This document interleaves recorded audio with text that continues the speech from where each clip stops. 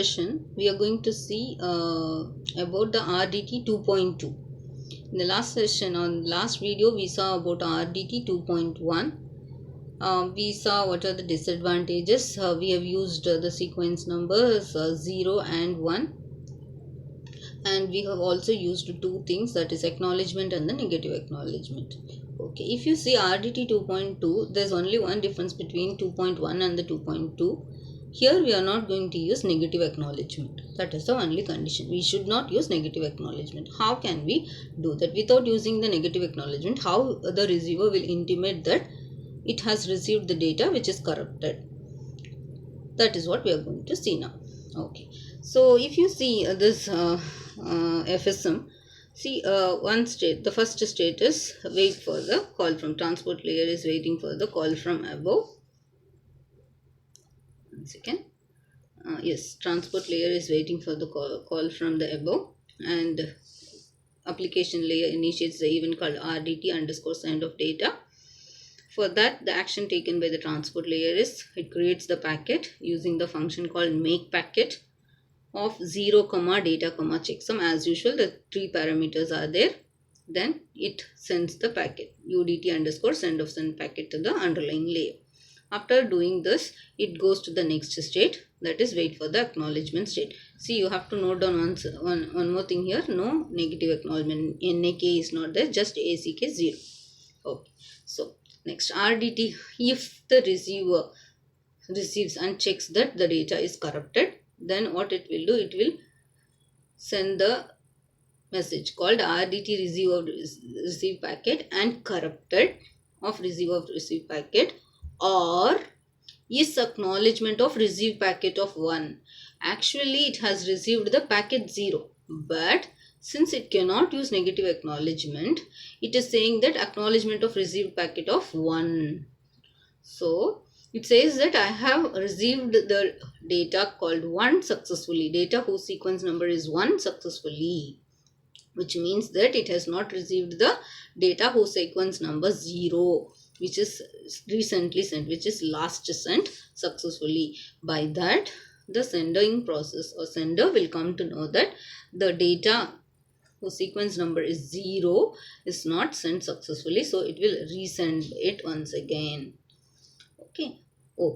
So if the receiver receives successfully, what will happen is, see, it will send the message called RDT of receive packet and not corrupted of receive packet, and also it is acknowledgement of receive packet 0. See here, this is the data which is actually sent recently by the sender. So I'm getting the acknowledgement for the same data whose sequence number is 0. Then the sender will come to know that the data has been received by the receiver successfully. So it will not take any action. Instead, it will go to the next state, that is wait for the call 1 from the above. That is, it will go for the next data transfer whose sequence number is 1.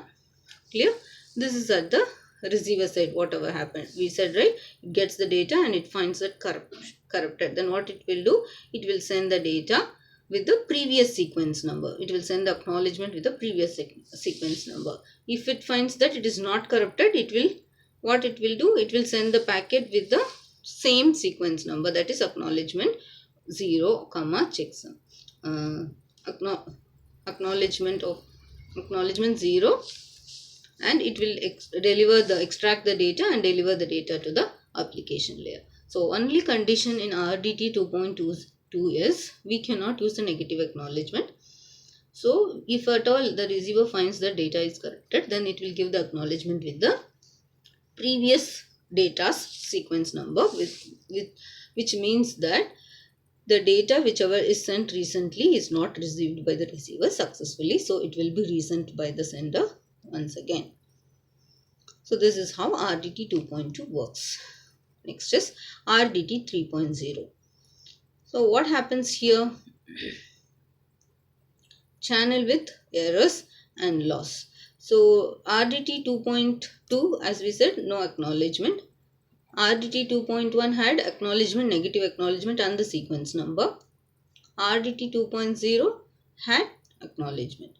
Okay, these are the different versions. Okay.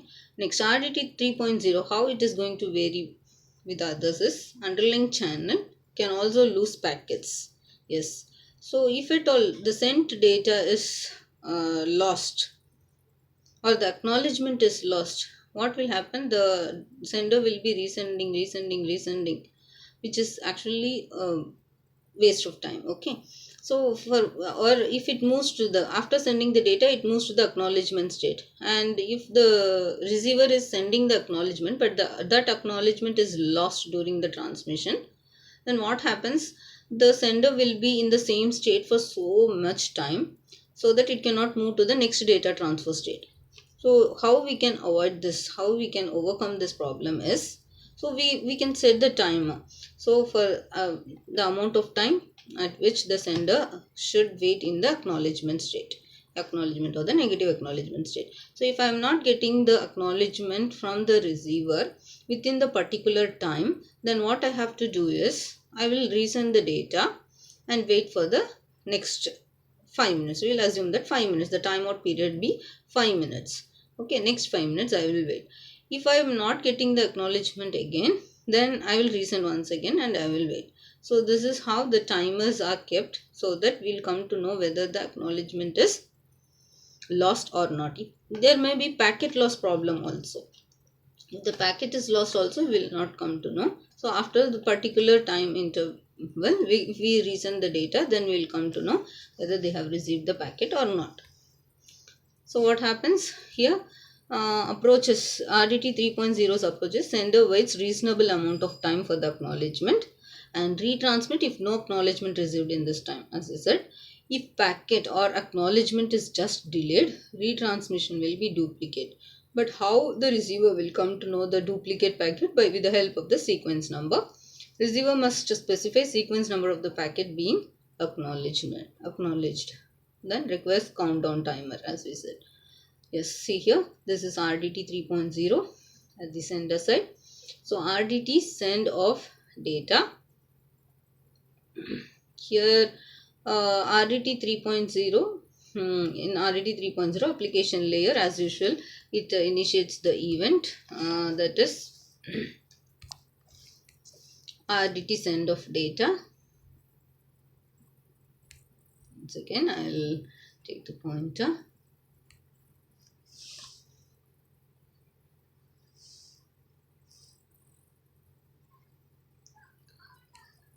So RDT send of data is initiated by the application layer, for which the action taken by the transport layer is it creates the packet, make packet of 0, data, checksum, and it sends the packet using the event called UDT underscore send of send packet to the underlying layer. One more thing added in RDT 3.0 is this start timer. That is the difference between RDT 2.2 and RDT 3.0. As we said, after sending the packet, it will start the timer. If we say that 5 microseconds is the waiting time for the acknowledgement time taken, so the timer will be set for the 5 microseconds, and it will be waiting for the acknowledgement in the acknowledgement state. Within 5 microseconds, if it gets the acknowledgement, it will go to the next state. Within 5 microseconds, if it doesn't get the acknowledgement, then what will happen? See here, if time is out, it will resend the packet, and once again it will start the timer for the same time, that is 5 microseconds. Okay. So if it doesn't get the acknowledgement within 5 microseconds, it will resend the data and it will start the timer once again. If it gets the data, if it gets the acknowledgement correctly, see RDT receive of received packet and not corrupted or received packet, and is acknowledgement of received packet, 0. This is the sequence number of the data which has been sent recently. So it will come to know that the data has been received by the receiver successfully. Then it will stop the timer and it will move to the next state for transferring the next data, whose sequence number is 1. If the data is not received by the receiver successfully, then what the receiver will send? It will send RDT underscore receive of receive packet and corrupt of receive of receive packet, or is acknowledgement of receive packet, 1. What is this 1 means? It is the acknowledgement of the previous data whose sequence number is 1. Our last sent data sequence number. On this, the sender will come to know that the receiver has not received the data successfully, so it will resend the data once again, or it will not take any action, so that within 5 microseconds it will not take any action. Once the time is out, the data will be resent. So this is how the RDT 3.0 works. The same thing happens for the next data whose sequence number is 1. As usual, it gets the data from the above, and if it creates the packet and starts the timer. If it gets the data correctly, it will move to the next statement. If the receiver receives the data correctly, the receiver will provide the acknowledgement for the current packet so that it can move to the next state. But if the receiver did not receive the data correctly, that is, if it finds that it is corrupted, then it will not take any action. Once the timer gets over, it will resend the data. See here, timeout will happen and it will resend the data, and once again it will start the timer and it will return to the same state. Once this acknowledgement is received, then it will move to the next state. This is how RDT 3.0 works. Only difference between RDT 3.0 and the others are timer, starting the timer. Timer exists in the other thing. So the difference between 3.0 and the other protocols is only the timer. Okay, see here, operation with no loss. If you see this diagram, see the sender is sending the packet 0. Sender is sending the packet 0, and the receiver receives packet 0 and it sends the acknowledgement for the same.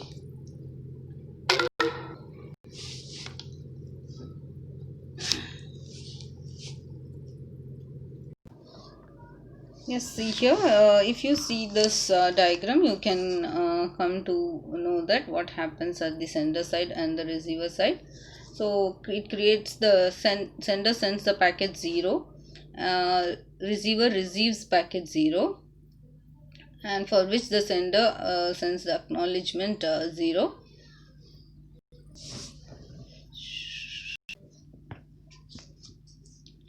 Acknowledgement 0 is sent. Again, packet 1 is sent by the sender and the receiver sends the acknowledgement for the same. The same thing is repeated. If no loss, the same thing happens.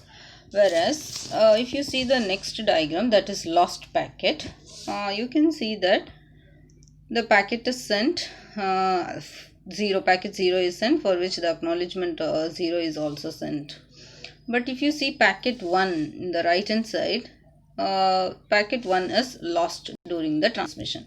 So in that case, what will be done? So it waits for the certain time period. See, timeout period. After 5 microseconds, when the time is out, then the same packet will be resent, for which the acknowledgement is sent. Then packet 0, then acknowledgement 0. So what happens if the packet is lost during transmission? The sender waits for the timeout period till it gets the acknowledgement. If it doesn't get the acknowledgement, it resends the packet again. Next, if there is here they are addressing what will happen if the acknowledgement is lost. See here, packet 0 is sent, acknowledgement for which acknowledgement 0 is sent. Here packet 1 is sent, for which acknowledgement 1 is sent by the receiver, but it is lost during transmission.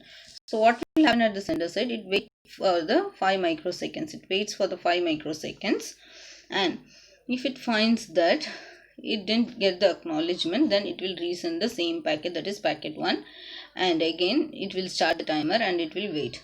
Before that, if it gets the acknowledgement, it will go to the next packet, that is packet 0, then acknowledgement 0. Then the fourth problem is premature timeout. See here, packet 0, for which acknowledgement 0 is sent, then packet 1, but within the timeout period, the sender is not getting the acknowledgement. So after the timeout period, after 5 microseconds, it resends the packet 1.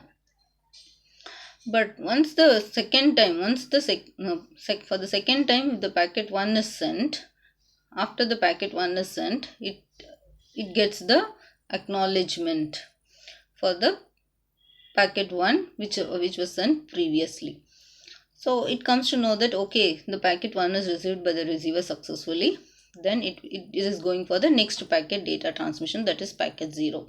Again for the packet 1, it resends. Why the receiver resends acknowledgement 1 again? Because the receiver thinks that acknowledgement, previously sent acknowledgement for the packet 1 is lost. That is why the sender is sending the packet 1. The receiver thinks like that and it sends the acknowledgement 1 once again. So this is what happens in the premature timeout. This is how RDT 3.0 works. So all these 4 protocols are very very important for the university exam, and it is very important concepts in the networks also. Thank you. Bye.